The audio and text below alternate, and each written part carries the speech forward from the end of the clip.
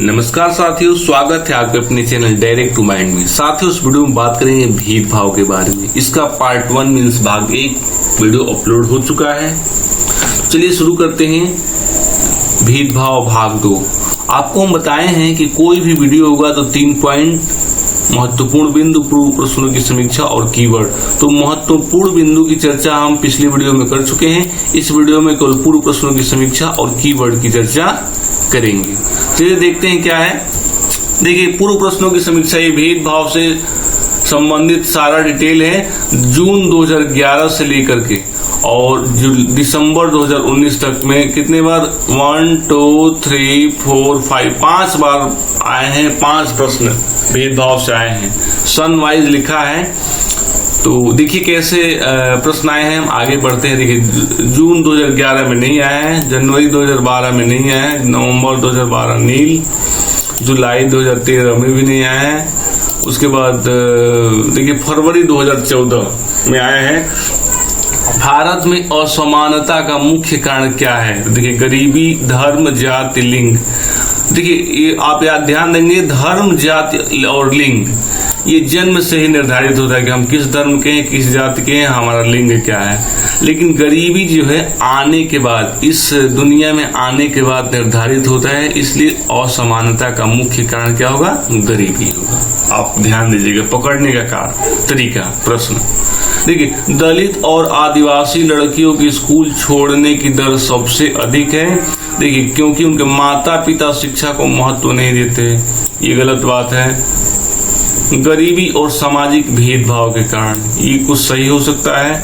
लड़कियों के अच्छे स्कूल ना मिलने के कारण, देखिए अच्छे स्कूल ये क्या है? गलत है। हो सकता है कि यदि अलग स्कूल दे तो थोड़ा सा माना जा सकता है, लेकिन ये क्या होगा? गलत होगा।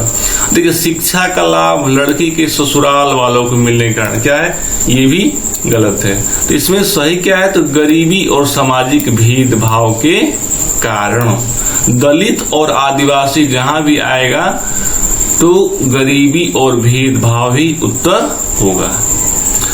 तो इस प्रकार से हम लोग आगे देखते हैं क्या पढ़ाई छोड़ने का कारण। थोड़ा सा हम लोग इस ग्राफ से हम देख लेते हैं कि आखिर पढ़ाई छोड़ने का क्या कारण होता है। पूरे सीटेट के लिए, मनोविज्ञान हो, हिंदी शिक्षण हो, एसएसटी हो, कोई में भी यदि पढ़ाई छोड़ने का कारण आएगा तो हम कैसे समझेंगे? देखिए, मुस्लिम बालिका, देखिए मुस्लिम बालिका में अब एक बालिका है, ये बालिका में कोई भी आएगा, हिंदू, दलित, आदिवासी, और इसमें केवल मुस्लिम बालिका आएगी।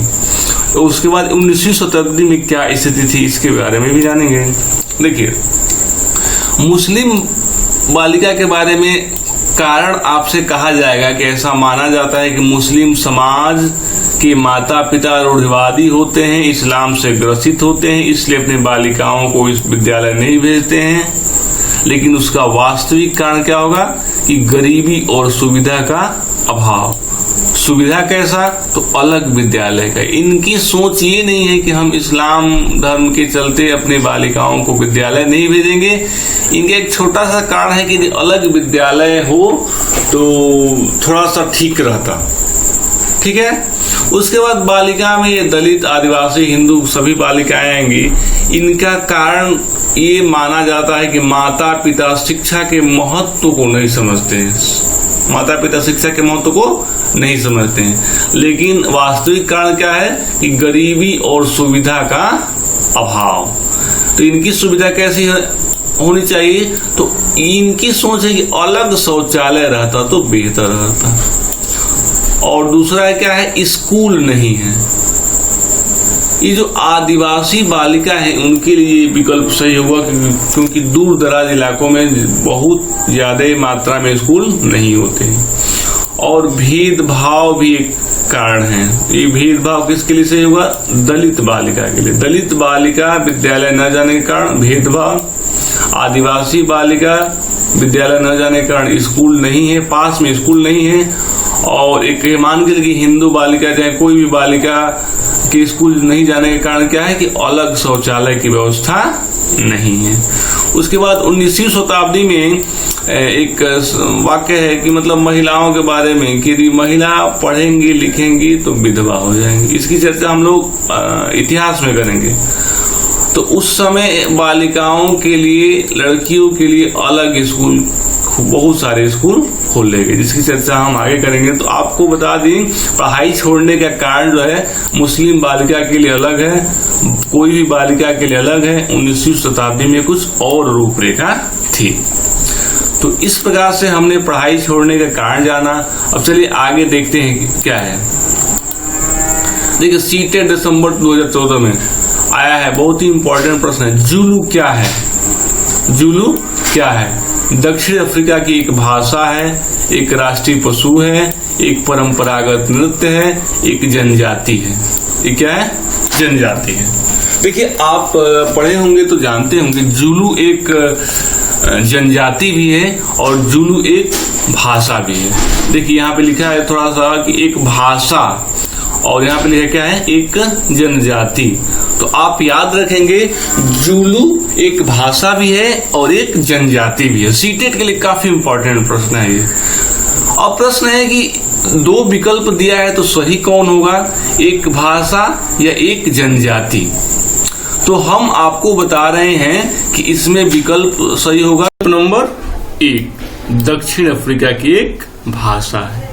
अब इसको हम कैसे समझेंगे? चलिए देखिए, जुलू दक्षिण अफ्रीका की एक जनजाति और दक्षिण अफ्रीका की एक भाषा। तो आप याद रखेंगे, ज में और ल में छोटा उ का मात्रा रहेगा तो एक जनजाति होगी। क्या होगी? जनजाति होगी। दक्षिण अफ्रीका की एक जनजाति होगी। और जुलू यदि दोनों में बड़ा उ का मात्रा रहेगा तो क्या होगी? एक भाषा होगी। जैसे पंजाब राज्य है, पंजाबी क्या है? भाषा है। गुजरात राज्य है, गुजराती क्या है? भाषा है। उसी प्रकार जुलू क्या है? जनजाति है, और जुलू क्या है? एक भाषा है। तो ये बहुत ही इंपॉर्टेंट है और एक टिपिकल प्रश्न है, जिसको हम कंफर्म आपको बड़े सरल तरीके से किए। तो निश्चित तौर पे आप जुलू में अंतर समझ गए होंगे। तो चलिए देखते हैं आगे। देखिए, फरवरी 2015 में नहीं आया है, सितंबर 2015 में भी नहीं आया है, फरवरी 2016 में भी नहीं आया है, मई 2016 इसमें भी नहीं आया है। देखिए, सितंबर 2016 देखिए आया है, एक कोटेशन दिया है कि पहिएदार कुर्सी पर बैठा रंजन कक्षा तीसरी मंजिल पर। देखिए डॉटर दिया है, तो इसको हम पूरा करते हैं कि मैंने एक पहिएदार कुर्सी पर रंजन बैठा है और तीसरी मंजिल पे जाना चाहता है। वो थोड़ा सा क्या बोलते हैं कि विशेष सुविधा वाले बालक जिसको बोल सकते हैं, जिसे विकलांग करते हैं, लेकिन उसको विकलांग नहीं बोले के क्या विशेष जरूरत वाले बालक को बोलेंगे। तो इसको स्थिति ये है ना कि इसको हमेशा इंतजार करना पड़ता है और अंत में उस विद्यालय के चपरासी आता है और सबके जाने के बाद इसके कुर्सी को, पहिएदार कुर्सी को लेके जाता है। इसमें पूछा जा रहा है कि संविधान के किस अनुच्छेद का उल्लंघन हो रहा है। देखिए उत्तर है इसका क्या है? अनुच्छेद 370, 360, अनुच्छेद 15, अनुच्छेद 25। आपको बता दें कि अनुच्छेद 15 कहीं भी आपसे भेदभाव किया जाएगा तो अनुच्छेद 15 आप याद रखेंगे, सीधा सीधी बात की कहीं भी भेदभाव तो 15 और कहीं भी छुआछूत तो 17 मतलब अस्पृश्यता। ठीक है, तो आप समझ गए होंगे किसी प्रकार से भी प्रश्न आएंगे। अब देखिए 370 360 तो होगा नहीं, और आपको बता दें कि सीटेट के लिए 150 से ऊपर 50 से ऊपर मतलब 15 से लेकर और 25 तक जितने भी अनुच्छेद आएंगे वही इंपॉर्टेंट है, उसी से प्रश्न बनेंगे। इसके अलावा कोई भी अनुच्छेद सीटेट के लिए इंपॉर्टेंट नहीं है। तो इस प्रकार से हमने देखा। चलिए आगे देखते हैं। सीटेट ऑल 2018 इसमें भी नहीं है। ऑल लिखने का अर्थ है कि इस वर्ष एक ही परीक्षा हुआ था। चलिए देखिए सीटेट जुलाई 2019 में देखते हैं। निम्न में इसमें दो प्रश्न है। देखिए निम्न में कौन सा लिंग जेंडर रूढ़िबद्ध धारणा को चुनौती देता है? देखिए महिलाएं जिम्मेदार वाहन चालक होती है, महिलाएं पालन पोषण करने वाली होती है, महिलाएं भावुक होती है, महिलाएं फैशन परस्त होती है। देखिए इसमें ये कह रहा ना कि कौन सा लिंग जेंडर रूढ़िवाद धारणा को चुनौती देता है। देखिए, महिलाएं बहुत भावुक होती है, महिलाएं बहुत भावुक होती है, ये जन्म से बात होती है और ये बाहर आने के बाद होती है, मतलब समाज में निकलने के बाद होती है कि जिम्मेदार वाहन चालक होती है, पालन पोषण करने वाली होती है और एक फैशन परस्त होता है। ये महिलाएं फैशन परस्त होती है। इसमें क्या है, जो लिंग से ही संबंधित हो, जो जन्म से ही संबंधित हो। देखिए, जन्म से क्या संबंधित है कि महिलाएं बहुत भावुक होती है, एक गुण हो गया, एक जन्मजात है। लेकिन ये समाज में आने के बाद होता है कि वाहन चालक है, चाहे पालन पोषण है, फैशन परस्त है, ये इस समाज में, इस दुनिया में आने के बाद ये गुण विकसित होते हैं। लेकिन एक गुण है कि महिलाएं बहुत भावुक होती है, ये जन्मजात बोल रहा है। तो क्या है, लिंग जेंडर धारणा को चुनौती देता है। चलिए नीचे प्रश्न देखते हैं कि नारी मताधिकार आंदोलन में निम्न में, नारी मताधिकार आंदोलनकारियों के निम्न में कौन सी मांग थी? देखिए, धनी महिलाओं के लिए वयस्क मताधिकार, धनी महिलाओं के लिए वयस्क मताधिकार है। श्रम वर्ग के लिए वयस्क मताधिकार, महिलाओं के लिए मताधिकार और महिलाओं के लिए नौकरशाही भूमिका का अधिकार। देखिए, नारी मताधिकार आंदोलनकारियों का जो मांग थी वो महिलाओं के लिए मताधिकार की मांग थी। सोचने वाली बात है। देखिए, श्रम वर्ग के लिए मांग और धनी महिलाओं के लिए मांग, ये विशेष एक हो गया। केवल धनी महिला, इसमें क्या है, केवल श्रम करने वाली महिला। उसके बाद इसमें क्या है कि महिलाओं के लिए नौकरशाही भूमिका का अधिकार, ये भी क्या होगा, गलत होगा। इसमें सीधा उत्तर क्या होगा कि महिलाओं के लिए मताधिकार। ठीक है, उसके बाद चलिए आगे देखते हैं। देखिए, सीटेट जुलाई 2019 में एक प्रश्न आया है कि रंग भेद की प्रथा दिए गए ए और बी कथनों पर विचार कीजिए। देखिए, इस प्रश्न का जवाब आप तभी समझ पाएंगे जब हमारे इस भेदभाव के पार्ट 1 की वीडियो को देखेंगे, क्योंकि उसमें भेदभाव के बारे में बताया गया है। चलिए देखते हैं। यह प्रथा जातियों के बीच भेदभाव करती थी, परंतु सभी को मत देने की अनुमति प्रदान करती थी। और यह प्रथा जातियों को एक दूसरे से मिलने से रोकती थी, परंतु सभी को समान सार्वजनिक सुविधा प्रदान करती थी। अब देखिए, इसमें दो चीज दिया है कि भेदभाव करती थी लेकिन मत देने का अधिकार था। ये सोचने वाली बात है, जब भेदभाव करेंगे तो मत कहां से होगा। उसके बाद इसमें फिर है कि दूसरे से मिलने से रोकती थी परंतु सार्वजनिक सुविधाएं प्रदान करती थी। तो क्या है, दोनों को दोनों विकल्प गलत है। जो भेदभाव करेगा तो मतदान का अधिकार कैसे देगा? मतदान तो बहुत बड़ा अधिकार होता है। उसके बाद इधर जब कह रहा है कि एक दूसरे से मिलने से रोकती है, एक दूसरे से मिलने से रोकती थी, तो फिर सार्वजनिक सुविधाएं कैसे प्रदान करेंगे? इसका मतलब क्या है कि ए बी दोनों सही है, ए बी दोनों गलत है, केवल ए सही है, केवल बी सही है। तो इसमें उत्तर क्या होगा कि ए और बी दोनों गलत है। इन दोनों भाग में इतना तक सही है कि यह प्रथा जातियों के बीच भेदभाव करती है, लेकिन आगे क्या है, गलत है, इसलिए विकल्प गलत हो गया है। फिर इस विकल्प में यहाँ तक सही है कि यह प्रथा जातियों को एक दूसरे से मिलने से रोकती थी, यहाँ तक तो सही है, लेकिन इसके आगे क्या है, गलत है। इसलिए जब आधा गलत तो पूरा गलत, तो दोनों विकल्प गलत है, विकल्प ए और बी दोनों गलत है। चलिए आगे देखते हैं क्या है। एक सीटेट देखिए सीटेट दिसंबर 2019 में कहा है। देखिए कितना बड़ा है, भयंकर प्रश्न है, लेकिन इसका उत्तर हम सामान्य तरीके से देंगे। निम्न में जेंडर रूढ़िबद्ध धारणा का उदाहरण नहीं है। देखिए क्या बोल रहा है कि नहीं है। देखिए इसमें लिखा है, आप लाइन से पढ़ेंगे कंफ्यूजन में पड़ जाएंगे और उत्तर देते रह जाएंगे। देखिए पढ़ते हैं कि कक्षा में अनुशासन बनाए रखने के लिए लड़के और लड़कियों को अलग अलग पंक्तियों में बिठाना, सिर्फ लड़कों को फुटबॉल टूर्नामेंट के लिए प्रोत्साहित करना, सिर्फ लड़कियों को कक्षा बोर्ड सजाने के लिए कहा जाना। हालांकि तो अब इस तरह से पढ़ते रहिए, लेकिन देखिए हम कैसे देंगे उत्तर। यहाँ पे देखते हैं कि निम्न में जेंडर रूढ़िवादिता का उदाहरण नहीं है, माने किसमें रूढ़िबद्धता नहीं दिखाया गया है, किसमें कोई भेद समान की बात कही है नहीं, मतलब किसमें लिंग वाली कोई बात नहीं कही गई, सीधा सपाट बात की गई है। देखिए इसमें दो विकल्प साफ दिख रहे हैं कि सिर्फ और सिर्फ, तो ये तो इस तरह से गलत है। देखिए सिर्फ लड़कों और सिर्फ लड़कियों, हमें वही विकल्प खोजना है जिसमें दोनों की बात हो, क्योंकि कह रहा है कि कौन सा उदाहरण नहीं है, तो सिर्फ लड़कों और सिर्फ लड़कियों, ये तो विकल्प ऐसे गलत हो गया।